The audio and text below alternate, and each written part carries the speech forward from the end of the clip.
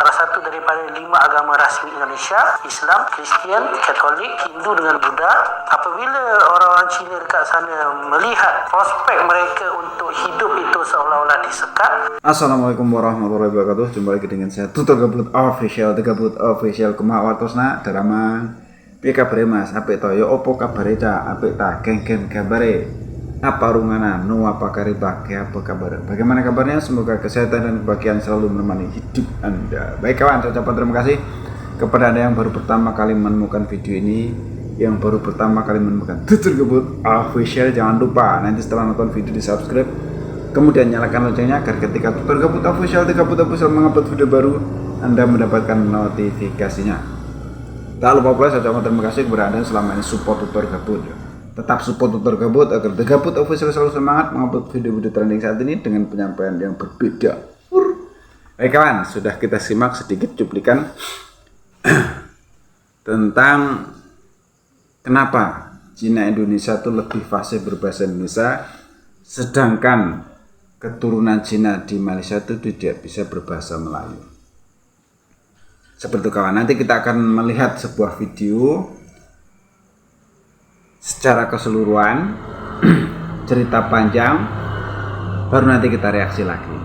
Jangan kemana-mana. Apabila orang Cina sendiri tak ada tinggal cakap bahasa Cina, tapi itu berlaku di Indonesia dalam 95 tahun yang lepas, tepatnya pada Kongres Pemuda tahun 1928 di Indonesia. Masa itu golongan muda isytiharkan satu sumpah pemuda di mana berbunyi, kami putra-putri Indonesia bersetuju bahawa menggunakan satu bahasa, iaitu bahasa Indonesia. Salah satu poin dia berbunyi seperti itu, bermakna orang-orang yang dari keturunan Arab, keturunan Cina, keturunan India, semua tu kena menggunakan bahasa Indonesia sebab mereka mengiktiraf negara mereka adalah negara Indonesia, mereka adalah warga negara Indonesia. Jadi apabila merdeka tahun 1945, mereka ada kebebasan lagi untuk menggunakan bahasa-bahasa ibunda mereka. Seperti yang tadi, orang Cina pun masih menggunakan bahasa dialek masing-masing dan nama mereka pun masih nama Cina juga.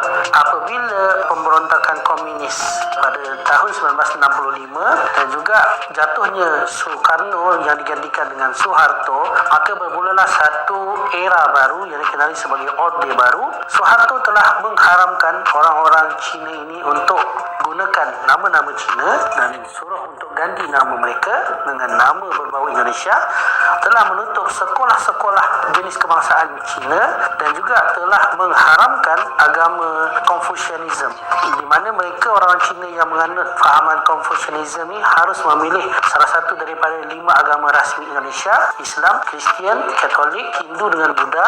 Apabila orang-orang Cina dekat sana melihat prospek mereka untuk hidup itu seolah-olah disekat, maka mereka tiada pilihan yang lain selain untuk menghilangkan identiti Cina tersebut dan menggunakan identiti Indonesia itu.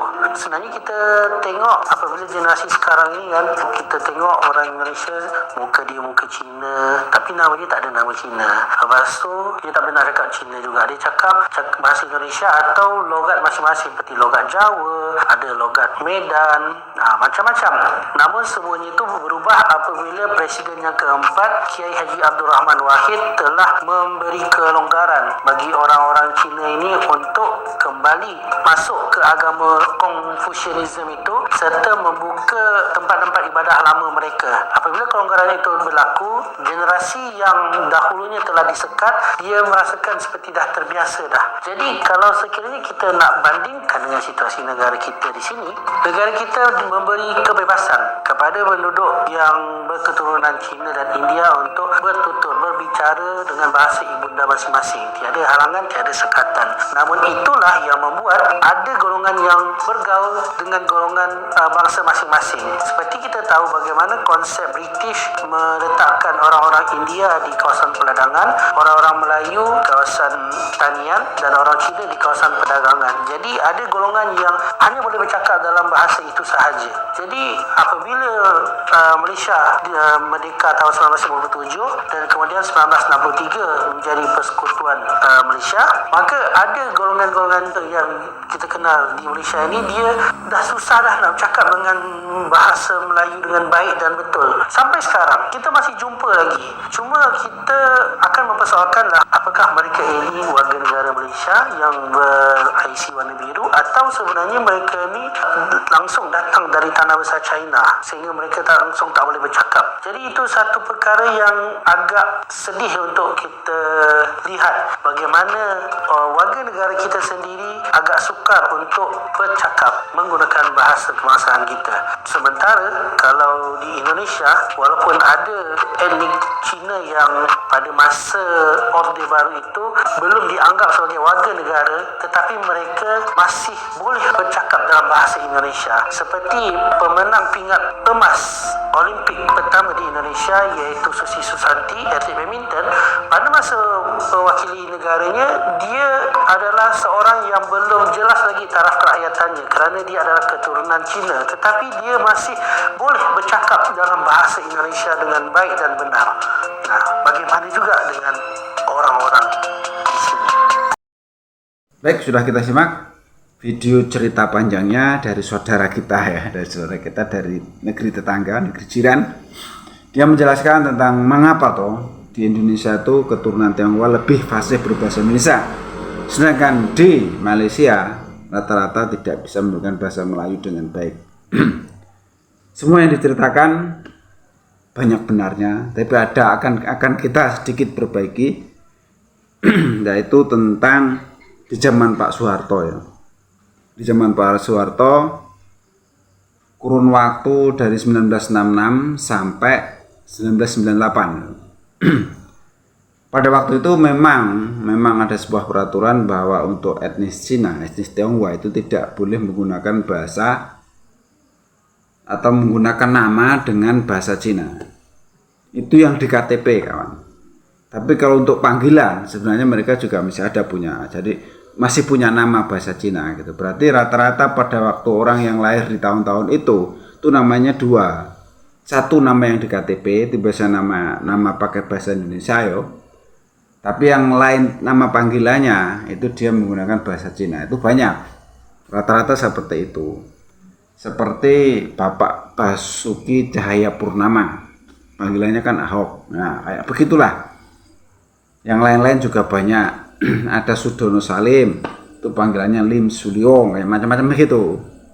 Jadi namanya dua kan di periode waktu Pak Soeharto memimpin 1966 sampai 1998. Seperti itu. Kemudian setelah terjadi reformasi, kerusuhan 98 itu reformasi di presiden yang keempat ya, benar juga sih ya. Kiai Haji Abdurrahman Wahid, Gus Dur.